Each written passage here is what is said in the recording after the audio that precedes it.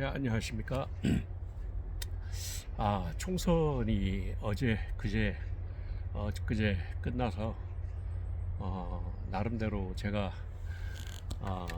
좀 피곤했던 것 같아요. 뭐 총선을 제가 뛰는 그 후보자는 아니지만 총선 관련해서 신경을 좀 쓰고 또 뭐 유튜브를 열심히 또 올리느라고 제가 조금은 피곤했는지 이제 번아웃이 좀 온 것 같습니다. 약간. 근데 이제 또 저희 구독자 수도 1000명을 넘어서서 조금 잠깐 휴식 좀 하고 계속 올려야겠다는 생각으로 어제 좀 쉬었습니다. 어제 좀 쉬었고요. 오늘 밖에 또 이렇게 동네 뒤에 뒷산에 나와가지고 유튜브 방송을 또 이렇게 찍게 됐습니다. 저는 이번 총선 결과가 나름대로 선방을 했다. 좋은 어떤 결과는 200석까지는 나오지 않았지만 야당에서는 최선을 다해 선방을 했고 조국 혁신당에 대해서 12석을 원내 진입을 하는 어떤 쾌거를 이뤄냈다. 이렇게 생각을 하고 있습니다.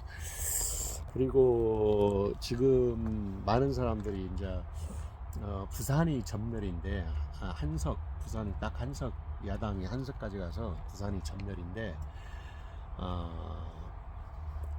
부산이 뭐 한 5석 이상 가지고 오지 않을까 생각했는데 막판에 아마 그 고수층의 결집이 몰렸기 때문에 그렇게 지금 전멸이지 않았나. 문재인 전 대통령 유세 지원, 또 조국 장관의 수차례 부산 고향 방문, 기타 등등 해서 아마 보수들이 탄핵까지는 또 개헌까지는 가면 안 되겠다라고 하는 어떤 위기의식이 작동이 돼서 부산 사람들, 특히 TK, PK 쪽에 아마 집중적으로 오후 넘어 선거장에 투표장에 나와서 투표를 하지 않았나 그런 생각을 해봅니다.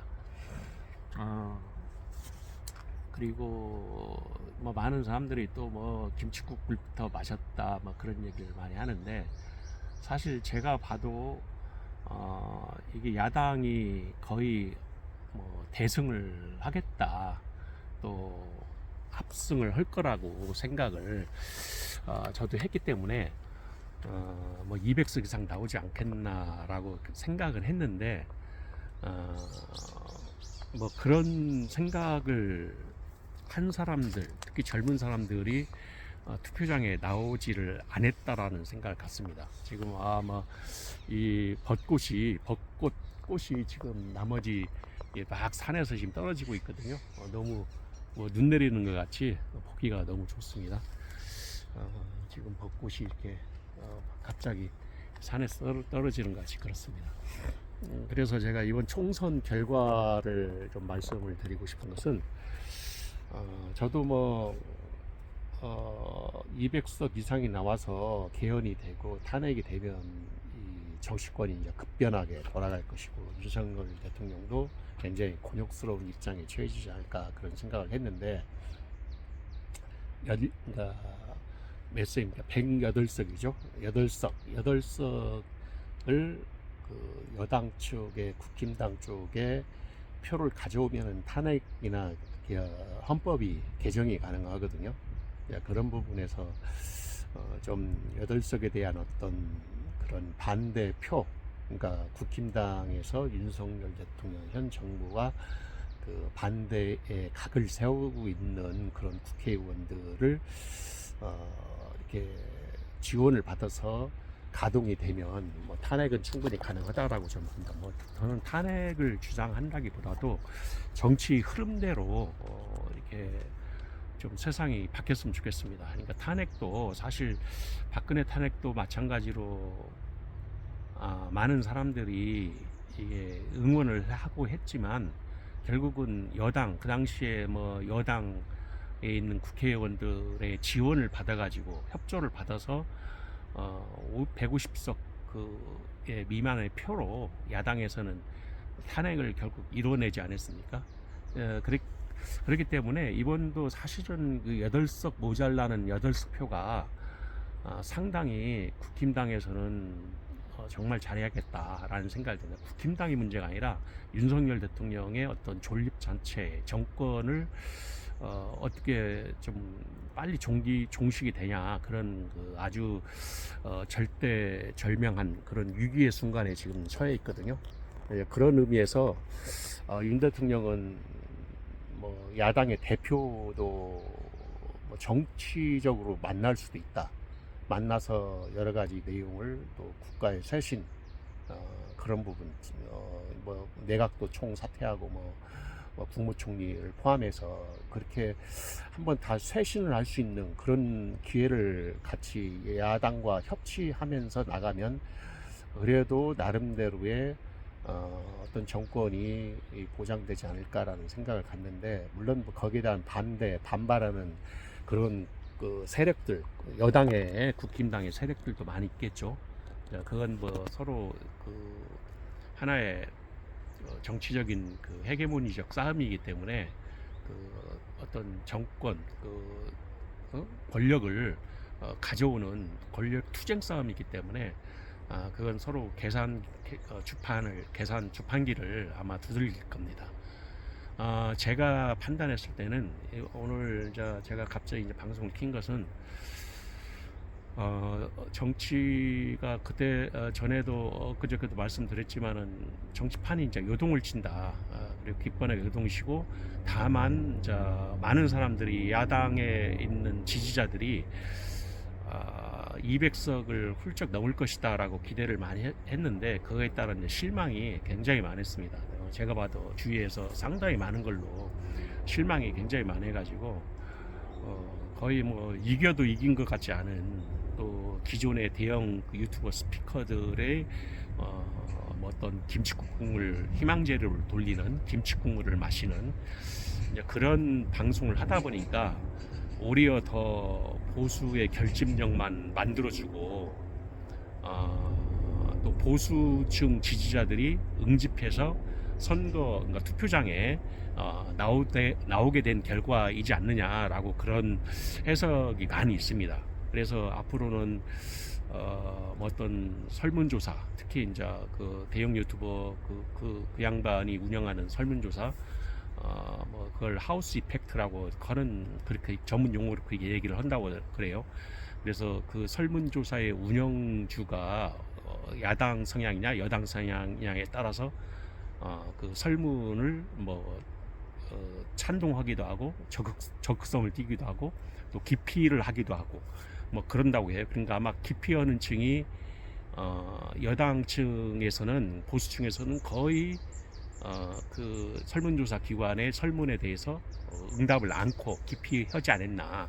그리고 실제로 우리가 투표장에서 투표 끝나고 나오는 사람들 설문조사를 하면 야당은 자신만만하게 야당을 찍었다라고 이렇게 얘기를 하는데, 여당을 찍은 사람들은 설문에 응하지 않고 다 도망갔다고 그래요. 실질적으로 도망갔다고 이렇게 표현을 많이 합니다.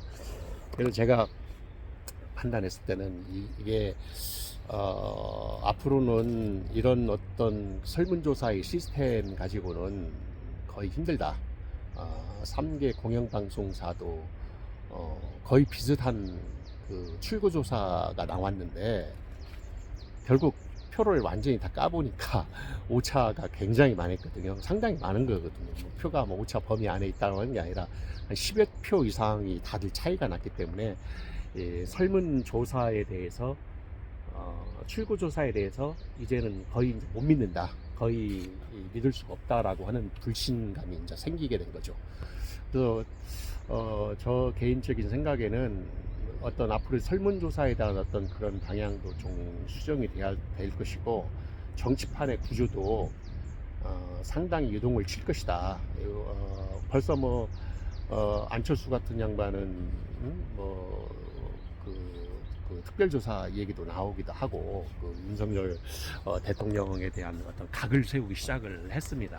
그래서 일부 그 윤석열 대통령을 지지하지 않는 그 여당의 국회의원 이번 당선자들은 임기가 이제 그 4년 이상이기 때문에 대통령 임기보다도 지금 훨씬 더 많이 남아 있다라는 어떤 그런 메리트가 있기 때문에 아마 말을 잘 안 들을 것 같아요. 말을 듣질 않겠죠. 그러면은 윤 대통령에 대한 입장에서는 좀 더 이것을 정치적으로 좀 정치공학적으로 좀 풀어가야 하지 않느냐 그런 저는 해설을 좀 하고요. 왜 그냥 정치적으로 풀어가야지 윤 대통령이 살 길이거든요. 그렇지 않으면 굉장히 어려운 입장, 거의 뭐 식물 대통령과 같은 그런 입장을 가질 수밖에 없다 그런 생각을 저는 해봅니다. 그래서 지금 제가 이제 말씀드리고 싶었던 내용이 지금 선거 끝나고 나서 이 선거가 끝나고 난 뒤에 어떤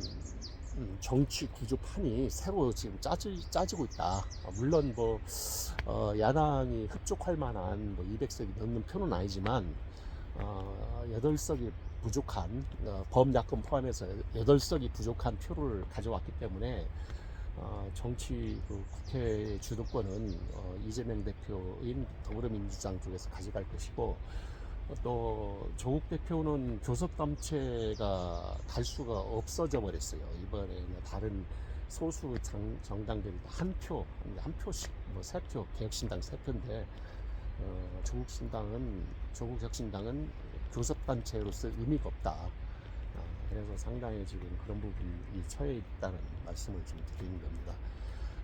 제가 이제 오늘 이렇게 답변한 것은 조금 제 개인적인 일도 있고 그래서 제가 이제 내일 모레나 뭐 일요일 날이나 그때는 한번 키고 내일은 좀 쉴까 합니다. 내일은 좀 쉬고요. 그래서 지금 정치판의 구도는 누구도 알 수 없기 때문에 뭐 많은 그 평론가들 논설이나 평론가들이 정치판의 구도에 대해서 앞으로 향후 정치 국회 정치가 어떻게 돌아갈 것이냐 그렇게 예측을 많이 하거든요. 근데 뭐 다 예측이지 실질적으로 정치는 생물이기 때문에 그 예측이 벗어나는 빗나가는 경우가 상당히 많습니다. 이번 뭐 총선 결과도 마찬가지였지 않습니까? 그래서 뭐 여러 얘기가 있지만은 총선 결과를 비춰봤을 때는 상당히 앞으로의 그러니까 정치의 어떤 방향이나 그 구도가 요동을 칠 것이다. 특히 여당 쪽에서는 보수 여당, 국힘당에서는 굉장히 그 요동치는 아주 뭐 이너서클 싸움이 본격화될 것이다. 아주 심하게 본격화될 것이겠다. 왜냐하면 당권 문제를 누가 가지고 가냐. 그게 지금 관건이거든요. 국힘당 같은 경우는 지금 뭐 한동훈 그 비상대책위원장, 총괄 선거대책위원장도 지금 어제 이제 물러났고, 그래서 그 당권 부분이 아마 당권을 누가 쥐고 갈 것이냐라고 이제 국힘당은 굉장히 논란에 휩싸일 겁니다. 그래서 그런 부분들이 아마 이제 당대표 선거를 어떻게 치를 것이냐, 또 보수가 어떻게 다시 결집하고 새롭게 교수가 태어나고, 현 윤석열 대통령의 현 정부와 어떤 각을 세우면서 자기의 그 힘을 발휘할 것이냐, 그게 지금 관건이라고 저는 생각합니다. 그래서 이제 오늘 방송 이 정도 하고요. 제가 산책 나왔다가 지금 갑자기 유튜브 방송을 찍게 되는데요. 더 재밌고 흥미로운 주제로 뭐 이렇게 짧게 방송을 할 예정이니까 여러분들 계속 관심과 지원, 또 응원, 구독, 좋아요를 부탁을 드리겠습니다. 예, 감사합니다. 안녕히 계세요. 예.